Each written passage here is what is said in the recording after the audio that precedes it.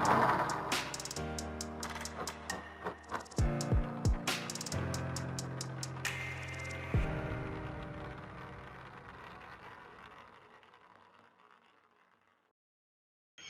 नाज़रीन, प्रोग्राम दायरा कानून के साथ आपका होस्ट सेठ इफ्तिखार अली तैयब एडवोकेट हाज़िर खिदमत है। नाज़रीन, सबसे पहले मैं आपका बहुत मशकूर हूँ कि आपने मेरी पहली वीडियोज़ जो हैं उनको लाइक भी किया, शेयर भी किया। दोबारा भी कोशिश करूँगा कि आपको बेहतरीन किस्म का लॉ से रिलेटेड जो है मवाद आपके सामने पेश करता रहूँ। तो नाज़रीन, आज खुसूसी प्रोग्राम है, रूटीन से हट के प्रोग्राम है। आज यौम कश्मीर है। आज कश्मीर के ऊपर हम इंशाअल्लाह कुछ गुफ्तगू करेंगे। कश्मीर वादी नज़ीर, जन्नत नज़ीर। कायदे आज़म मोहम्मद अली जिन्नाह ने फरमाया था कि कश्मीर पाकिस्तान की शहराग है। नाज़रीन, 1947 में जब पाकिस्तान आज़ाद हुआ तो कश्मीर का एक इशू जानबूझकर वहाँ पे छोड़ दिया गया, जो आज तक हमारे नहत्ते कश्मीरी जो हैं वो उनके साथ खून की होली खेली जा रही है। नाज़रीन, इंडियन आर्मी मासूम नहत्ते अवाम के साथ जुल्म और सितम का वो बाजार गर्म किए हुए है कि जिसकी कोई मिसाल इंसानी तारीख में नहीं मिलती। नाज़रीन, लॉ का तालिब इल्म हूँ तो मैं कानून के मुतलका बात करूँगा।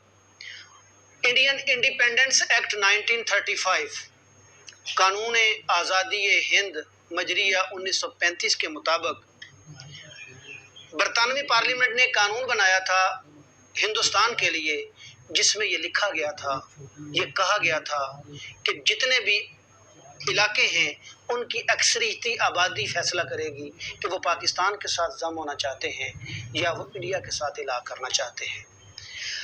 महाराजा हरि सिंह ने बेशर्मी का मुजाहरा करते हुए जवाहरलाल नेहरू के साथ साजबाज होकर और लॉर्ड माउंटबेटन की आशीर्वाद के साथ कश्मीर को, हालांकि कश्मीर की आबादी की अक्सरियत जो थी, बल्कि मैक्सिमम अक्सरियत जो थी, वो पाकिस्तान के साथ इलाक़ करना चाहती भी थी और ये उनका हक भी था और ये कानून आज़ादी 1935 के उसके मुताबिक भी ये उनका हक था, ये होना था।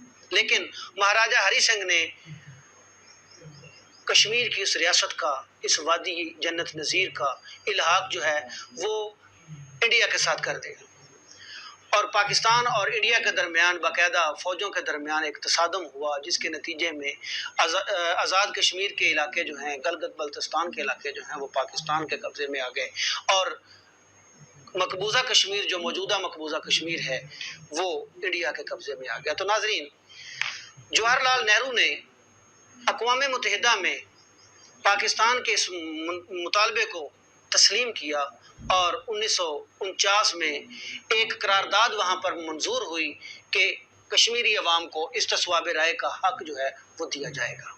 नाज़रीन, 1949 से लेकर आज तक दुनिया के तमाम ममालिक, अफसोस से कह रहा हूँ कि आज तक उस अपनी करारदाद पर अमल दरामद नहीं करवा सके। बदकिस्मती से हमारी हुकूमतें जो हैं वो भी इस करारदाद पर अमल दरामद करवाने में इंटरनेशनली वो किरदार अदा नहीं कर सकी जो करना चाहिए था।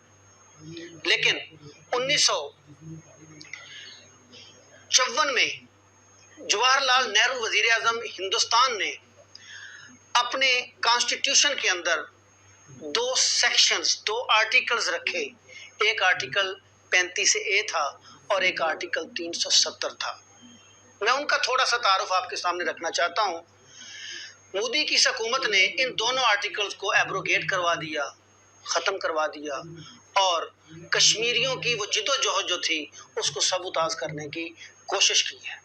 तो नाजरीन, जब तक हमें ये मालूम नहीं होगा कि आर्टिकल 35A क्या है और आर्टिकल 370 क्या है, तो उस वक्त तक हमें इस बात की समझ नहीं आएगी कि दरअसल हमारे साथ हाथ क्या हुआ है। तो नाजरीन, आर्टिकल 35A जो है उसमें ये लिखा गया है कि रियासत जम्मू कश्मीर के कानून साज इदारों को इसके तहत इख्तियार दिया जाता है कि वो परमानेंट रेजिडेंस यानी मुस्तकिल शहरियत के बारे में खुद इस लफ्ज़ की डेफिनेशन करें।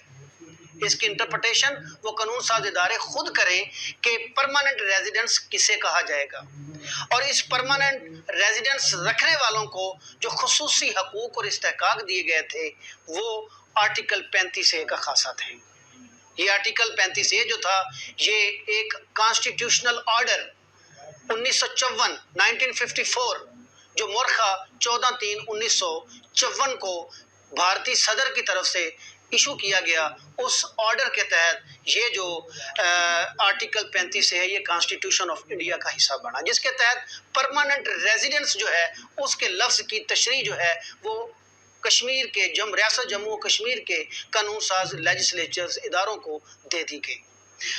ناظرین، اسی طرح آرٹیکل 370 کے مطابق ریاست جموں و کشمیر کے جو مستقل رہائشی ہوں گے، ناظرین توجہ طلب ہوں کہ 35A میں پرماننٹ ریزیڈنس کا جو لفظ ہے اس کی ڈیفینیشن کا اختیار تھا قانون ساز اداروں کو جو ریاست جموں و کشمیر کے ہوں گے، اور آرٹیکل 370 میں کہا گیا کہ وہ جو پرماننٹ ریزیڈنس والے لوگ ہوں گے ریاست جموں و کشمیر کے مستقل رہائشی ہوں گے، وہی مستقل رہائشی لوگ جو ہوں گے وہ غیر منقولہ جائیداد خرید سکتے ہیں، ووٹ کا حق رکھتے ہیں، الیکشن میں حصہ لے سکتے ہیں، سرکاری نوکریاں لینے کا انہیں حق حاصل ہوگا، ہائر ایجوکیشن کمیشن اور ہیلتھ کیئر کے معاملات جو ہیں وہ خود دیکھیں گے۔ ناظرین، کوئی بھی غیر مستقل رہائشی جو آرٹیکل 35A میں بتایا گیا ڈیفینیشن کرنے کا اختیار دیا گیا، وہ کوئی بھی غیر مستقل شہری ریاست جموں و کشمیر میں چاہے وہ انڈیا کا پرماننٹ رہائشی کیوں نہ ہو، وہ یہ حقوق جو میں نے ابھی عرض کیے وہ حاصل نہیں کر سکتا۔ تو ناظرین، مودی گورنمنٹ نے ان دونوں آرٹیکلز کو ختم کر دیا، اور اس کو ختم کرنے کا جو طریقہ کار بھونڈا اختیار کیا گیا وہ بھی کانسٹیٹیوشنل ہسٹری میں اس کی بھی مثال نہیں ملتی۔ 2/3 اکثریت چاہیے تھی ان آرٹیکلز کو ایبروگیٹ کرنے کے لیے، ان میں امینڈمنٹ کے لیے یا ان کو ختم کرنے کے لیے، لیکن 2/3 اکثریت نہ ہونے کے باوجود سادہ اکثریت سے ان کو ختم کر دیا گیا۔ یہ بھی کانسٹیٹیوشنل ہسٹری آف دنیا کی بات کر رہا ہوں، میں کسی ایک ملک کی بات نہیں کر رہا، یہ اس کے ساتھ بھی ایک بھونڈا مذاق ہے۔ لیکن ناظرین، جہاں تک ہم بار بار مودی کو مورد الزام ٹھہراتے ہیں وہ تو ہمارا دشمن ہے، اس نے تو ہمارے ساتھ دشمنی کرنی ہے۔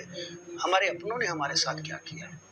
ہماری پچھلی حکومتوں نے بھی انتہائی نالائکی کا مظاہرہ کیا، اور آج کی موجودہ حکومت نے تو ان نالائکی کی انتہا کر دی۔ ہم انٹرنیشنلی آئسولیشن کا شکار ہو گئے۔ ناظرین، میں نے اپنی عمر میں یہ نہیں دیکھا کہ پاکستان کی کسی گورنمنٹ کی اتنی پالیسیز خراب ہوں کہ پاکستان ایک اسلامی جمہوریہ پاکستان ہے، ایک اسلامی کنٹری ہے، اور یہ اسلام کا قلعہ ہے، اسلام کے نام پہ بنا ہے۔ پاکستان کا مطلب کیا؟ لا الہ الا اللہ۔ ایسے ملک کے ساتھ سعودی عربیہ جیسے تمام اسلامی ممالک وہ پاکستان کو ووٹ دینے کی بجائے انڈیا کے ساتھ کھڑے ہو گئے۔ انہوں نے کشمیر کو پاکستان کا اندرونی مسئلہ، کشمیر کا مسئلہ جو ہے وہ پاکستان اور انڈیا کا باہمی مسئلہ قرار دے دیا۔ یہ نالائکی ہے ہماری گورنمنٹ کی۔ میں ریکویسٹ کرتا ہوں گورنمنٹ سے کہ تمام اختلافات کو بالائے طاق رکھتے ہوئے کشمیر ہمارا بیسک ایشو ہے۔ پچھلی گورنمنٹس کی نالائکیاں تھیں لیکن اس حد تک نہیں تھیں، انٹرنیشنلی ہم اتنے آئسولیشن کا شکار نہیں ہوئے تھے۔ میں بڑی معذرت کے ساتھ کہنا چاہتا ہوں کہ صرف ایک سڑک کا نام سری نگر رکھ دینے سے کشمیر آزاد نہیں ہوتے۔ بڑی معذرت سے کہتا ہوں کہ 1 منٹ کی خاموشی اختیار کرنے سے آزادیاں نہیں ملتی، آزادیاں جد و جہد سے ملتی ہیں۔ برہان وانی بننا پڑتا ہے، میر وائز عمر فاروق بننا پڑتا ہے، علی گیلانی بننا پڑتا ہے۔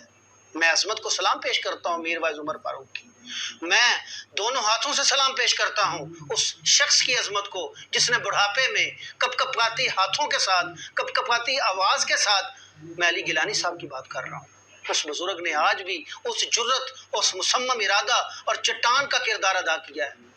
میں دعا کرتا ہوں ہمارا پیارا بھائی وہ بیمار ہے، یاسین حریت کانفرنس کا وہ رہنما ہے، وہ بیمار ہے، ان کی قید میں ہے انڈیا کی، اور انتہا اس کی بیوی مشل بار بار سوشل میڈیا پہ آ کے دعا کے لیے کہتی ہے، ریکویسٹ کرتی ہے اور کہتی ہے کہ اس کے لیے آواز اٹھائیں۔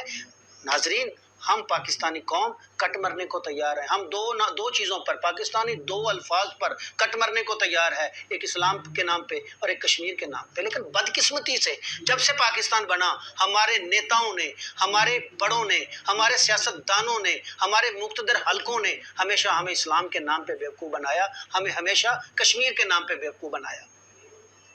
کشمیر کے نام پہ اور اسلام کے نام پہ ہمارے جذبات کے ساتھ ہمیشہ کھیلا گیا. ایسا نہیں ہونا چاہیے. کشمیری محبت چاہتے ہیں، کشمیری امن چاہتے ہیں، کشمیری استصواب رائے چاہتے ہیں، کشمیری اپنے بیسک فنڈامنٹل رائٹ چاہتے ہیں.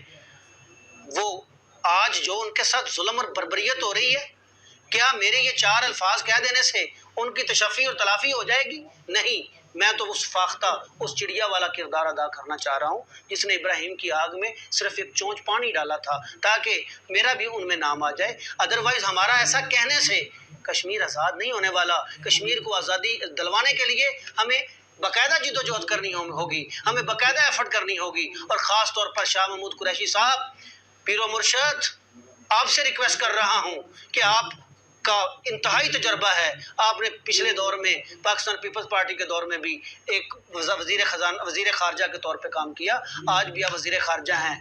مرشد، یہ باتیں کرنے سے کشمیر آزاد نہیں ہونا. آپ نے انٹرنیشنلی پالیسیز بنانی ہیں، آپ نے انٹرنیشنلی لوگوں کو اپنے ساتھ لے کر چلنا ہے. آپ کی سفارتکاری نظر آنی چاہیے.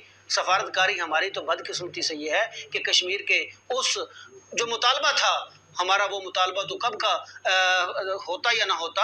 ہمارے یہ 35A اور article 370A of constitution of India کو ایبروگیٹ کر دیا گیا. ہم نے کیا کیا؟ ہم نے انٹرنیشنلی لوگوں کو بتایا کہ ہم انٹرنیشنل کورٹ آف جسٹس میں گئے، کہ ہم نے اقوام متحدہ میں یہ معاملہ اٹھایا؟ نہیں اٹھایا. کیسے اٹھائیں؟ بدقسمتی سے ہمارے یہی لوگ کہہ رہے تھے، معذرت کے ساتھ کہہ رہا ہوں، ہمارے یہی پیارے لوگ کہہ رہے تھے اللہ کرے مودی جیت جائے. ہم تو مودی کو جتوانا چاہ رہے تھے. تو بھائی جیتا ہے تو پھر بھگتو. لیکن آپ کی سیاست، آپ کی ان باتوں کے ساتھ ساتھ دل خون کے آنسو ہوتا ہے. ان کشمیریوں سے پوچھو، ان میری ماؤں سے پوچھو، ان بہنوں سے پوچھو، ان بیٹیوں سے پوچھو، ان بھائیوں سے پوچھو، ان بزرگوں سے پوچھو. جب بیٹے کے سامنے ماں کے ساتھ زیادتی ہوتی ہے، ماں کو مار دیا جاتا ہے، باپ کو قتل کر دیا جاتا ہے. ان بہنوں سے پوچھو جن کا بھائی ان کے سامنے شہید ہوتا ہے. ان بھائیوں سے پوچھو جن کی بہنوں کی عزتیں لٹتی ہیں. ان بچوں سے پوچھو جن کی ماں ان کے سامنے کٹ مرتی ہے. ان ماؤں سے پوچھو جن کے لالوں کو، جن کے لختے جگروں کو ان کے سامنے مار دیا جاتا ہے، قتل کر دیا جاتا ہے. ناظرین، الفاظ نہیں ہیں، ان جذبات نہیں ہیں، وہ الفاظ نہیں ہیں جو جذبات کا اظہار کر سکوں جو وہاں پہ ظلم اور بربریت ہو رہی ہے. میں اس پلیٹ فارم کے توسط سے عالمی دنیا سے ریکویسٹ کرنا چاہتا ہوں، میں مسلمانوں سے ریکویسٹ کرنا چاہتا ہوں، کہاں ہیں وہ آپ کے وہ افکار، کہاں ہیں وہ باپ کی وہ باتیں؟ میرے نبی نے فرمایا تھا، آقا دو عالم نے فرمایا تھا کہ مسلمان ایک جسم کی مانند ہے، کسی ایک حصے کو اگر تکلیف پہنچے گی تو پورا جسم بخار میں مبتلا ہوگا. تو ہم کہاں گئے؟ کہاں ہیں ہمارے وہ جذبات؟ کہاں ہیں وہ ہمارے افکار؟ کہاں ہے وہ ہماری تربیت؟ وہ زمانے میں معزز تھے مسلمان ہو کر، تم خوار ہوئے ہو تارک قرآن ہو کر. اقبال نے اسی لیے فرمایا تھا، اپنی ملت کا قیاس اقوام مغرب سے نہ کر، خاص ہے ترکیب میں اقوام قوم رسول ہاشمی. نبی پاک صلی اللہ علیہ وسلم نے جو فرمایا تھا، مسلمانوں کہاں گیا وہ آپ کا جذبہ اخوت؟ کہاں گیا وہ آپ کا بھائی چارہ؟ کشمیر میں مسلمان ماؤں اور بیٹیوں کہاں ہے؟ محمد بن قاسم جو راجہ دہر کا سر قلم کرنے آ گیا تھا، کہاں ہے آپ کا غوری؟ کہاں ہے آپ کا شہین؟ یہ ساری کی ساری چیزیں اس لیے نہیں رکھی کہ ہم نے ٹرے میں سجا کے اور شیلف پہ سجا کے رکھنی ہے. ہمیں ایفرٹ کرنی پڑے گی، ہمیں عملی قدم کرنا پڑے گا. بات کریں تو کہتے جی کیا ہم جنگ لگا دیں؟ وہ خدا کے بندو، محمد بن قاسم نے یہ نہیں سوچا تھا. خدا کے بندو، محمود غزنوی یہ سوچ کے بیٹھتا تو ادھر ہی بیٹھا رہتا. صلاح الدین ایوبی نے یہ نہیں سوچا تھا. اپنے افکار کی طرف تو دیکھو. علامہ اقبال نے فرمایا تھا کہ کبھی یہ نوجوان مسلم تدبر بھی کیا تو نے، وہ کیا گردو تھا تو جس کا ہے ایک ٹوٹا ہوا تارا. کتابیں جو دیکھی میں نے اپنے آبا کی یورپ میں، دل ان کو دیکھ کے ہو گیا میرا سی پارا. اپنے بزرگوں کو پڑھو، اپنے بزرگوں کے افکار کی طرف دیکھو. کشمیر آج آپ کو پکار رہا ہے مسلمانوں، دنیا کے مسلمانوں، کشمیر آپ کو پکار رہا ہے. آج مسلمان اگر جہاد کا نام لیتا ہے تو اس کو دہشت گرد قرار دے دیا جاتا ہے۔ آج وہ صلیبی جنگیں کرنے والے، وہ غیر مسلموں کی وہ ساری کی ساری ہسٹری آپ کے سامنے پڑی ہے، لیکن ان کو کبھی کسی نے دہشت گرد نہیں کہا۔ جہاں پہ داڑھی والا، جہاں تسبیح والا، جہاں ٹوپی والا دہشت گرد کا قرار پاتا ہے، دراصل اس لیے کہ ہم متحد نہیں ہیں، ہمارے اندر اتحاد نہیں ہے، یگانگت نہیں ہے، ہمارے اندر تنظیم نہیں ہے۔ تو میں اپنے مسلمان بھائیوں سے، پاکستانیوں سے اور پاکستان سے باہر تمام مسلم امہ سے ریکویسٹ کرتا ہوں، آج کے دن کے لیے خدا کا واسطہ اس بات کو سمجھنے کی کوشش کریں کہ آج جب کوئی بم پھوڑتا ہے تو وہ نہیں کہتا کہ یہ سنی تھا، یہ وہابی تھا، یہ دیوبندی تھا، یہ شیعہ تھا، اس وقت اس کے سامنے ایک مسلمان ہوتا ہے۔ تو مسلمان ہیں آپ، مکتبہ فکر کو چھوڑ دیں، اپنے ان نظریات کو چھوڑ دیں، لڑائیوں کو چھوڑ دیں، جھگڑوں کو چھوڑ دیں، یکجان ہو جائیں اور انڈیا کو بتا دیں کہ مسلمان اکٹھے ہیں، اتحاد ظاہر کریں، دنیا کو بتائیں۔ دنیا کو آپ مجبور کر سکتے ہیں، دنیا کو آپ مجبور کر سکتے ہیں۔ سارا یورپ جو ہے، امریکہ جو ہے، رشیا جو ہے، وہ آپ کا مرہون منت ہے، آئل آپ سے لیتے ہیں، ان کے مسائل آپ حل کرتے ہیں، پیسہ آپ کا استعمال ہوتا ہے، افرادی قوت آپ کی استعمال ہوتی ہے۔ روک کے تو دیکھو، نانی یاد آ جائے گی۔ لیکن بدقسمتی سے ہم اپنے مفادات کی جنگ کر رہے ہیں۔ ہمارے تمام ممالک جو ہیں، ان کے حکمران جو ہیں، وہ نالائکی کا مظاہرہ کر رہے ہیں، بشمول میرے اپنے ملک کے سربراہان کے، چاہے وہ موجودہ حکومت ہے، چاہے وہ پچھلی حکومتیں ہیں۔ انہوں نے ہمیشہ اپنے مفادات کو دیکھا، اپنے معاملات کو دیکھا، کشمیر کے لیے پراپر آواز نہیں اٹھائی گئی۔ آج کے دن کے توسط سے تمام امت مسلمہ سے، تمام پاکستانیوں سے اور پاکستان کی گورنمنٹ سے اور تمام امت مسلمہ کے دیگر ممالک کی گورنمنٹ سے میں ریکویسٹ کرتا ہوں کہ خدا را کشمیریوں کے لیے آواز اٹھائیں۔ یہ آوازیں جو ماؤں کی اٹھ رہی ہیں، جو بہنوں کی اٹھ رہی ہیں، جو بچوں کی اٹھ رہی ہیں، یہ کل قیامت کو آپ کو اس کا حساب دینا ہوگا۔ انہی الفاظ کے ساتھ، انہی جذبات کے ساتھ اللہ کے حضور دعا کرتے ہوئے کہ میرے مالک کشمیر وادی جنت نظیر کو آزادی نصیب فرما۔ میرے مالک وہ استصواب رائے کا، ہم کچھ اور نہیں مانگ رہے، ہم وہ استصواب رائے کا، وہ حق جو ان کا لیگل رائٹ ہے وہ مانگ رہے ہیں، اور اللہ سے دعا کرتے ہیں کہ اللہ ان کو استقامت دے، ہمت دے، اور میری امت مسلمہ کو، خاص طور پر پاکستانیوں کو اور خاص طور پر پاکستان کی گورنمنٹ کو ہدایت نصیب فرما، ان کو ان کی مدد کرنے کی توفیق عطا فرما۔ اللہ تعالی ہمارے حال پر رحم فرمائے۔ اللہ مسلمانوں پر جہاں بھی ظلم ہو رہا ہے، اے میرے مالک اپنے حبیب کے صدقے، سیدہ طیبہ طاہرہ فاطمہ الزہرا کی چادر تطہیر کے صدقے مولا ان کی مدد فرما، مسلمانوں کا بول بھالا فرما، کفر کو تہ و بالا فرما۔ انہی الفاظ کے ساتھ آپ سے اجازت چاہتا ہوں۔ اللہ حافظ۔ پاکستان زندہ باد، کشمیر بنے گا پاکستان۔